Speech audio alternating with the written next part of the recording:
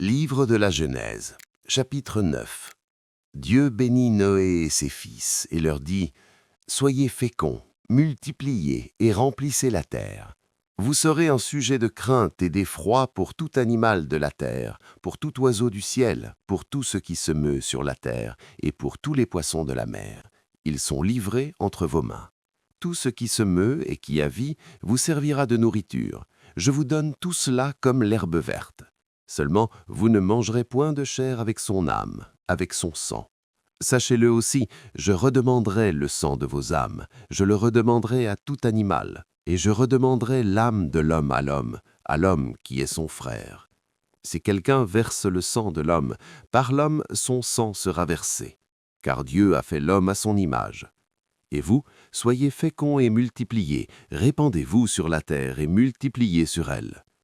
Dieu parla encore à Noé et à ses fils avec lui en disant « Voici, j'établis mon alliance avec vous et avec votre postérité après vous, avec tous les êtres vivants qui sont avec vous, tant les oiseaux que le bétail et tous les animaux de la terre, soit avec tous ceux qui sont sortis de l'arche, soit avec tous les animaux de la terre. J'établis mon alliance avec vous, aucune chair ne sera plus exterminée par les eaux du déluge, et il n'y aura plus de déluge pour détruire toute chair. Et Dieu dit, « C'est ici le signe de l'alliance que j'établis entre moi et vous, et tous les êtres vivants qui sont avec vous pour les générations à toujours.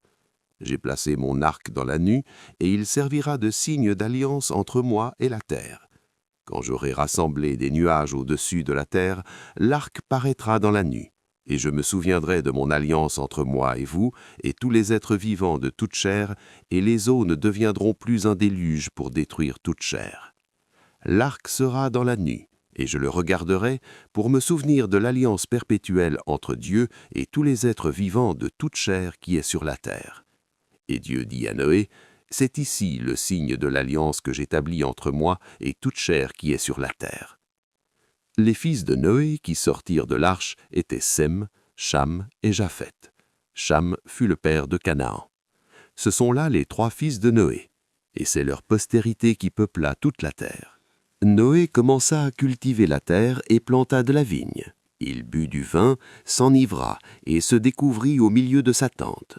Cham, père de Canaan, vit la nudité de son père, et il le rapporta dehors à ses 2 frères.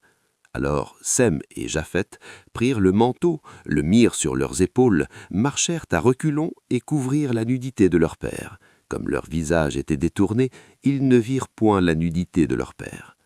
Lorsque Noé se réveilla de son vin, il apprit ce que lui avait fait son fils cadet.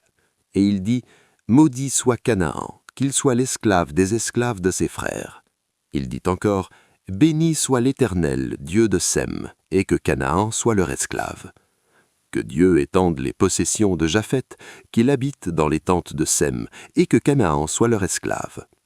Noé vécut après le déluge 350 ans.